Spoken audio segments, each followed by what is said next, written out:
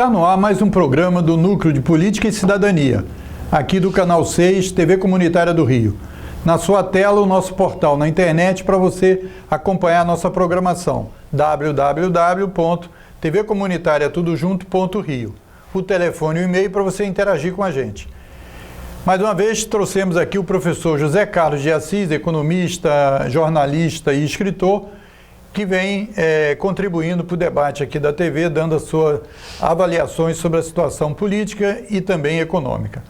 Professor, o presidente Jair Bolsonaro está em visita à Ásia e eu soube que o senhor ficou indignado com alguns pronunciamentos do Bolsonaro, que o Bolsonaro disse que o Brasil não tem dinheiro, precisa de pegar dinheiro lá dos asiáticos. Como é que você avalia essas atitudes internacionais da presidência? A frase completa é essa: o Brasil não tem dinheiro, né? E tem que afastar o Estado, né? O Estado não pode investir. É uma das coisas, se eu não fosse presidente da República, eu diria que é uma das coisas mais imbecis que eu já ouvi até hoje. Não falta dinheiro ao Brasil, está sobrando dinheiro no Brasil. São 4 trilhões de reais na dívida pública. Esse dinheiro só está parado da dívida pública porque não tem demanda. Como é que o empresário vai tirar o dinheiro da dívida pública, onde ele ganha 6%, 7% nominais, ou até 10% de juros, para investir numa produção que lhe rende, ou não rende nada, porque ele não consegue vender? Fica estocado. Fica estocado, fica na prateleira. Então o problema do Brasil não é dinheiro. Dinheiro aqui tem muito. Vai lá eu estou repetindo, são 4 trilhões de reais. É 1 trilhão de dólares que estão disponíveis para investimento, desde que o setor privado seja estimulado a investir. Agora, você não tem nenhum programa de investimento do governo, quer dizer, você tem uma taxa de juros extremamente elevada, remunerando a dívida pública. Esses 4 trilhões que estão na dívida pública são remunerados de uma forma absolutamente extravagante em relação ao mundo todo, né? E além de você ter uma taxa de juros elevada para remunerar esse dinheiro que está literalmente parado, né? Você tem uma taxa de juros. Então, qual é o estímulo que o empresário vai ter de tirar o dinheiro dessa aplicação fantástica, segura, que é do governo, né? Por que ele vai tirar o dinheiro de lá se não tem demanda? Você tem uma demanda pequena, tem uma demanda proporcionalmente ao potencial da economia brasileira muito pequena. Nós estamos com um PIB de 6,8 trilhões de reais, né? Há muito tempo. Está estabilizado. Nós estamos com 5 anos de recessão. O cara vai dizer, eu vou lá na China buscar dinheiro. Buscar dinheiro para quê? Só se for para entregar o resto que tem aí de serviços, porque aí a demanda é obrigatória, quer dizer, todo mundo paga eletricidade, todo mundo paga telecomunicações, né? Então, se for para isso, agora querem continuar a privatização no setor de água, porque também todo mundo é obrigado a comprar água. Isso aí vem dinheiro do exterior, para explorar esses nichos em que há demanda de qualquer maneira. Agora, para o setor produtivo, para valer, não vem nada. O que o cara vai vir? Ele vai vir para especulação. Para a especulação financeira ele vem. Agora, professor, um dos aspectos que o senhor falou aí é sobre a questão de tirar o Estado. Por exemplo, nas telecomunicações, nós sabemos que várias empresas que assumiram ativos brasileiros são empresas estatais, por exemplo, da Espanha, de outros países, etc. 2, a gente sabe que as economias mais fortes do mundo, que os Estados Unidos, a China, o Japão e tal, são estados que têm uma presença estatal também importante na economia. Por que esse discurso? A questão é a seguinte: o plano não é você acabar com os estatais. O plano é você abrir espaço para a empresa privada. Então, se for necessário, se acaba com todas as estatais. Como ele está dizendo, quer dizer, tem que afastar as estatais, né? Isso é uma coisa ideológica, né? Isso vem lá da década de 50, Hayek, né? Que é o economista que inspirou o Friedman, que por sua vez foi o cara principal, os dois juntos, né, revitalizaram o liberalismo sob forma de neoliberalismo. Um na questão do Estado, né, que o Estado tem que sair fora. Por quê? Porque também é bom entender isso na sua origem. Né? Por que isso? Porque uma coisa tão absurda quanto essa, né, acabou sendo assimilada por parte da opinião pública. É por causa da guerra. Você teve dois setores da guerra, dois países, duas regiões, que sofreram uma força totalitária muito grande, que é a Alemanha, né, que produziu a guerra, e a Rússia, que na verdade venceu a guerra. Né? Mas as duas são, né, sistemas totalitários, realmente totalitários. Né? Não importa o valor moral desse totalitarismo, se é que existe, de cada um desses totalitarismos, que é completamente diferente, mas eram sistemas totalitários. Então, o Hayek chegou a dizer, olha, o Estado, quer dizer, o aumento do Estado leva ao totalitarismo. Ele escreveu um livro chamado Caminho da Servidão. É isso aí que, do ponto de vista filosófico, está por trás do programa do Guedes. É tirar completamente o Estado de tudo. Né? Há poucos dias, a minha querida mestra e coautora comigo de um livro, né, sobre a política econômica da ditadura, Maria da Conceição Tavares, ela fez um apelo, né, muito generoso para dizer o seguinte: pega pelo menos metade do dinheiro das privatizações e investe em infraestrutura no Brasil. Né? Eu não conversei com ela ainda sobre isso, nem quero conversar, porque ela já está muito velhinha, não quero ter uma discussão com ela, mas talvez, quer dizer, um pouco da generosidade dela vem do ingenuidade quanto ao programa econômico desse governo. Esse governo, quer dizer, ele não quer que o Estado invista a partir da privatização. Ele quer pegar o dinheiro da privatização e pagar a dívida pública, que é um absurdo também. Que é isso. E se ele pegar... Seria torrar o dinheiro achando que com isso ia desenvolver. Ou ele sabe que não vai desenvolver? Sabe que não vai desenvolver, é uma questão de princípio, uma questão de ideológica. Né? Eu tirando o Estado, o privado ocupa. Essa é a ideia. Ou qualquer investidor ocupa. Quer dizer, então é indiferente que o investidor seja estatal também, estrangeiro. Né? Desde que ele ocupe o papel do Estado no Brasil. Aqui você tem que deixar o espaço aberto para a empresa estrangeira, sobretudo, e alguma coisa nacional que tiver. O objetivo é tirar o Estado. Não tem nada a ver com o desenvolvimento. Não tem nada a ver com pagar a dívida pública, você não paga. Quer dizer, você quer ver uma coisa, Moisés? Você tem 4 trilhões de dólares de reais em dívida pública, né? Rendendo mais ou menos uns 10%.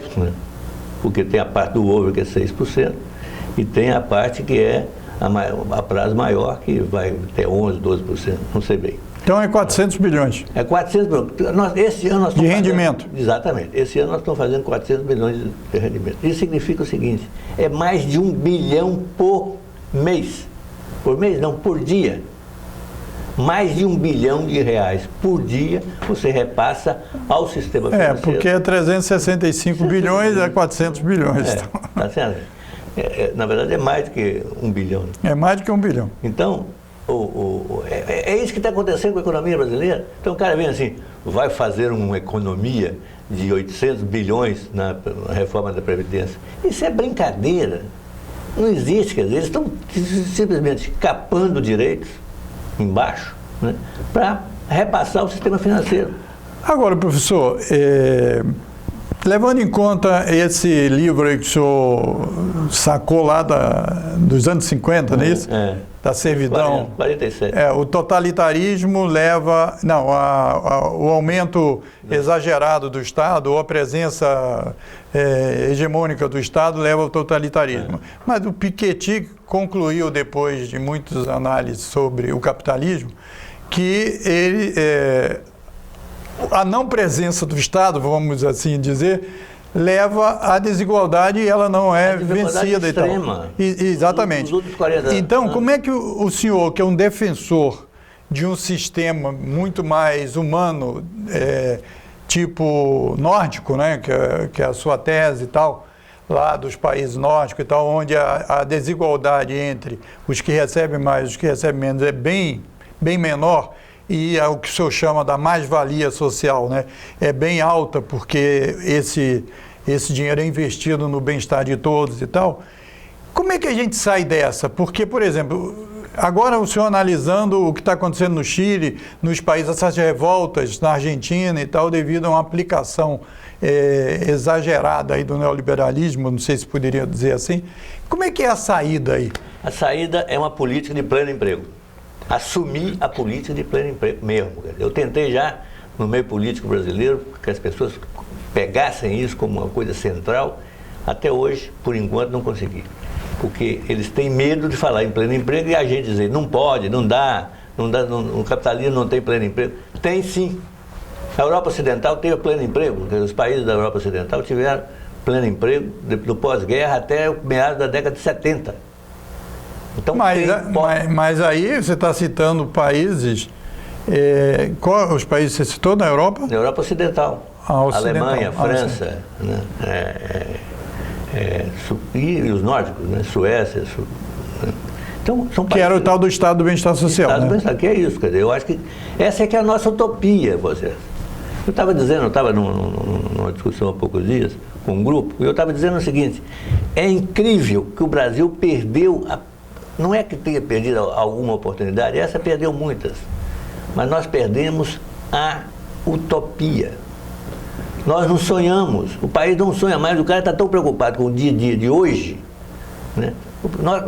Aqui é o império do medo, é o medo do desemprego, é o medo do subemprego, né? É o medo da queda da renda, né?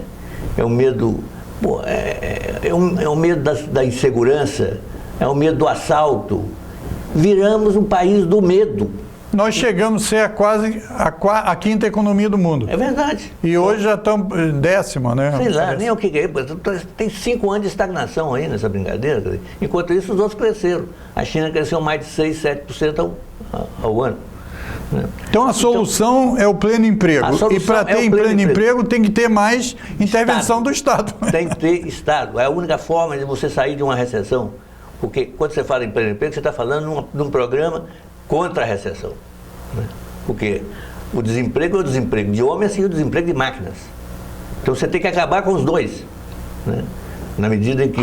E no começo você pode ter gasto público deficitário, que isso é uma coisa importante. Até estou acabando de escrever um livro sobre isso. Pode ter déficit, não só pode, deve ter déficit. Porque eles criaram um fantasma aí, né? As meios de comunicação, déficit, aí o povo fica imaginando, todo o povo só consegue melhorar de vida com déficit em casa, porque ele vai na Casa Bahia e paga por 200 vezes ao mês, etc. Não é isso, professor? Explica isso para o povo aí. Não, outra coisa é o seguinte, quando você faz um déficit, obviamente você está aumentando a demanda. Um déficit público é dirigido para a produtividade, para o produto. Não estéreo, né? Para o financeiro. Não para o financeiro. Então você amplia o gasto público produtivo. Ao ampliar o gasto público produtivo, o cara diz assim, não, o déficit gera inflação. Não gera, porque você saiu de uma situação de recessão. Uma situação de recessão, né, a demanda é menor do que a oferta. Então não tem sentido ter inflação. Não vai ter inflação. Enquanto houver capacidade ociosa da economia, você não tem inflação. E você pode ter gasto público. Quando chegar lá, no nível da ociosidade, quer dizer, acabou a ociosidade, você pode ter uma pressão inflacionária. Aí você para de fazer déficit. Porque você tem uma pressão inflacionária.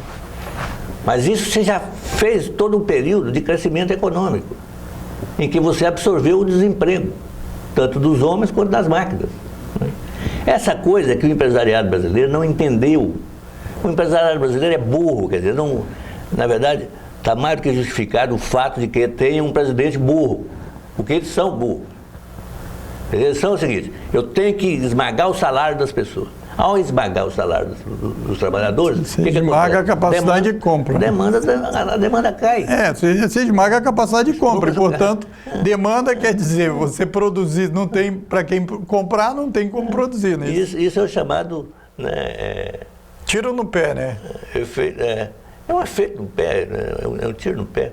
Não é coisa desse tipo. Acontece também com o déficit público. Ah, não, o déficit público vai perder... Aumentar o juros. Não, fazer com que perca a credibilidade da dívida pública. O cara vai ficar, né, a dívida pública sem credibilidade, os investidores vão sair fora da dívida. E vai dar um caos no mercado financeiro. Uma ova, como se diz a expressão comum. Não existe isso. O cara não tem alternativa de colocar o dinheiro. Agora, professor, peraí, eu vou fazer uma provocação. Porque é o seguinte, durante os governos populares e democráticos, lá de 2002 para cá, com a primeira eleição do Lula e tal, e agora a gente já perdeu o governo aí naquele golpe lá contra a Dilma, já tem agora uma eleição aí lá em 2022, etc. Tal, né? Os governos, essa consciência, porque o senhor falou que o senhor fez uma campanha, uma verdadeira cruzada em defesa do pleno emprego e não conseguiu aí um feedback razoável. Conseguimos. Como é que no governo Lula. Conseguiu? Pô, eu tinha um site dedicado ao pleno emprego, quer dizer, o Desemprego Zero.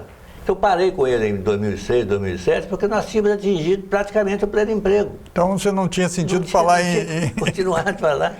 Agora, veja, você acha que há consciência madura, né, assim, consolidada nos segmentos populares e democráticos? Claro, nos neoliberais não tem mesmo, você já mostrou isso. Eu estou falando pensando no futuro, certo? Pensando na eleição municipal do ano que vem, pensando na eleição presidencial futura e tal, na gestão de um programa, efetivamente. Você acha que há uma consciência consolidada nos meios populares e democráticos, no sentido de qual a solução econômica? Eu acho que não tem e que eu acho que é necessário fazer e eu acho que nós estamos fazendo.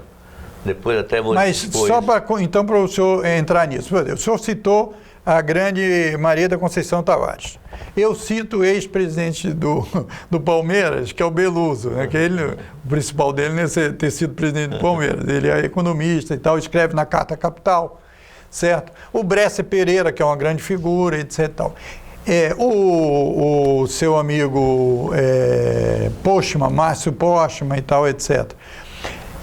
E outros, claro. Esses economistas, eles têm essa consciência? Agora o senhor pode falar, porque nós estamos no caminho de construir uma alternativa. Não, é verdade. Tem que dizer aí, quem é que... Esses caras não aprendem, não? Como é que é? O Beluso certamente tem, tá certo? O Bresser tem uns aspectos progressistas e outros não tanto, né? Eu acho que a comunidade da economia não tem. Porque tem Qual é o vaidade. medo? Tem medo não, aí? Tem medo que por exemplo, no caso do pleno emprego, você tem uma grande literatura contra, do ponto de vista supostamente técnico. Ah, uma literatura contra o pleno emprego? Contra o pleno emprego. Aí os caras têm medo de dizer, olha, eu sou a favor do pleno emprego. Ah, não, o fulano de tal, o economista tal, de não sei onde, dos Estados Unidos, tal, então... Mas mesmo depois do Piketty ter escrito aquilo, porque de alguma forma eles disseram que o Piketty chegou àquela conclusão, porque os mecanismos de análise dos dados e tal, agora tem uma capacidade melhor para ter informações muito pormenorizadas de cada segmento tem e tal, pouco etc. isso também, mas o fato é o seguinte, ele não fala isso, mas no fundo, como é que você resolve o problema da desigualdade? É com o pleno emprego. Você não vai chegar e dizer para você, a empresa X dá tanto para o seu funcionário X, dá tanto para o funcionário B, para diminuir a desigualdade. Não existe isso, quer dizer, isso é uma política. É uma política. Essa política tem que levar a uma situação de pleno emprego no mercado de trabalho. Por quê? Com o pleno emprego, os trabalhadores têm a oportunidade de sair da empresa e ir para outra. Porque ganha mais. Claro.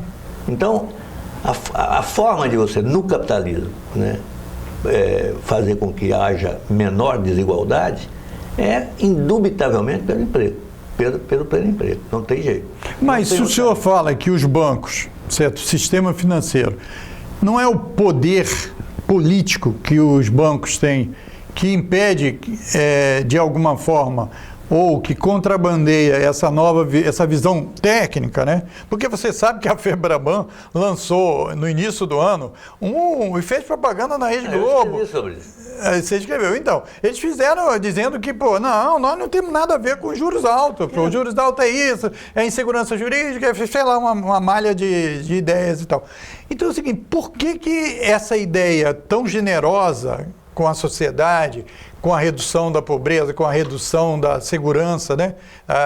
Da insegurança pública, etc. Tal, não vem à tona? Por quê? Porque tem segmento que impede isso. Não, como é que é o isso? seguinte, você tem a mais forte articulação entre classe dominante, quer dizer, os caras que são donos dos meios de produção, e a elite política brasileira. Sim. Ela é fortíssima, essa articulação. A elite política brasileira é vassala da classe dominante. Isso tem poucos lugares no mundo que você tem uma situação dessa. Se você pegar a burocracia brasileira, que está em vários postos importantes, em várias categorias importantes, você vai ver que os caras fazem carreira ali com vistas ao FNI, com vistas ao Banco Mundial, né, e com vistas ao sistema privado, quando saem de lá. Tanto assim que sai. Hoje em dia, há mais tempo era mais, não era tão frequente, mas hoje é muito simples. Hoje você só vê a equipe do Guedes. Tem gente que saiu do mercado financeiro. Então, e que vai voltar para ele. Então, é o grande formador, então, do pensamento. Então, né? Isso aí, quer dizer, esse negócio é uma situação que nos está levando a uma luta de classes, por eles, como uma vivificação da luta de classes. Não por conta dos trabalhadores, mas por conta da elite, da elite dominante e da classe dominante. Então, a elite dominante, a classe dominante inclui a classe política, né? Que a gente chama da classe política. Agora, eles são financiados. Como é que você não acha que... o Congresso Nacional, resposta e pergunta e resposta, professor. O Congresso Nacional representa a população e os interesses da população? Certamente que não, mas só que é o seguinte, não tem muita alternativa, né? Esse é que é o problema. Mas não tem que discutir, então, uma mudança da maneira da representação? Por exemplo, porque se não representa, não tinha que ser segmentado o Congresso Nacional? Não, eu acho que a única coisa que muda isso seria parlamentarismo. Por quê? Porque parlamentarismo, o que concorre numa eleição do parlamentarismo não são as pessoas, são os programas. São os partidos.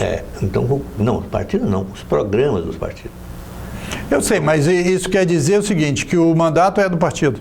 Claro. Não, é claro que o mandato que é dono do programa. É claro. Não, mas o importante é... Você acha que eles vão fazer uma situação híbrida no Brasil? De 4 em 4 anos, ou menos até, o cara tem que apresentar um programa.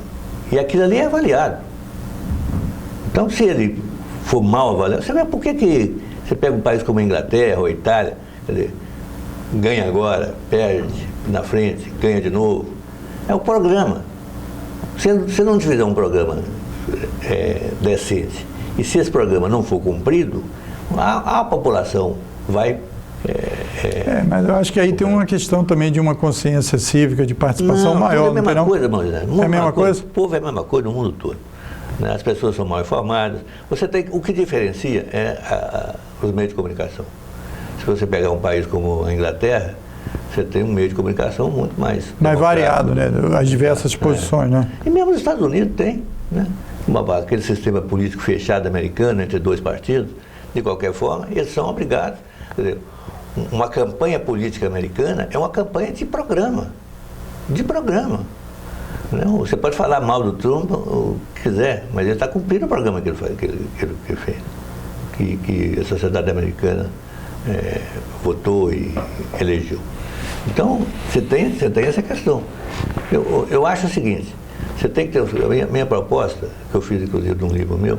Não, eu queria que o senhor, assim, nós estamos encerrando a entrevista, eu queria que o senhor falasse aí, então, 1 minuto e meio, fazer um resumo e falar por, sei lá, por que segmento que o senhor vai falar para os neoliberais, não vai ser, sei lá, fala aí para a mobilização cidadã, fala para o povo aí.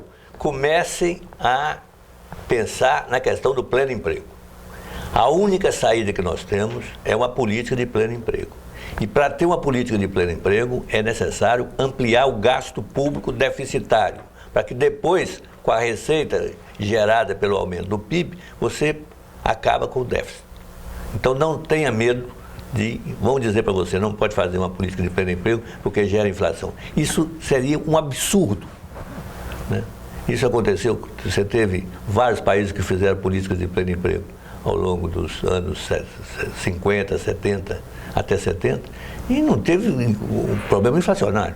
Veio uma inflação das décadas de 70 por outros caminhos completamente diferentes, os gastos exagerados dos americanos com a guerra no Vietnã, né, uma instabilidade cambial muito grande, mas no período que se chama de a era de ouro do capitalismo, uns 25 anos depois da guerra, né, depois dos anos 50, foi um período de pleno emprego na Europa Ocidental.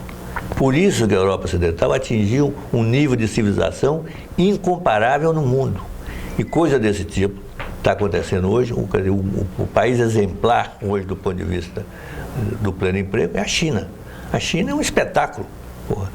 É uma produção. Eles já estão tendo algum tipo de programa de concentração de renda, mas não tenham dúvida, eles vão acabar com isso, porque é uma economia planejada.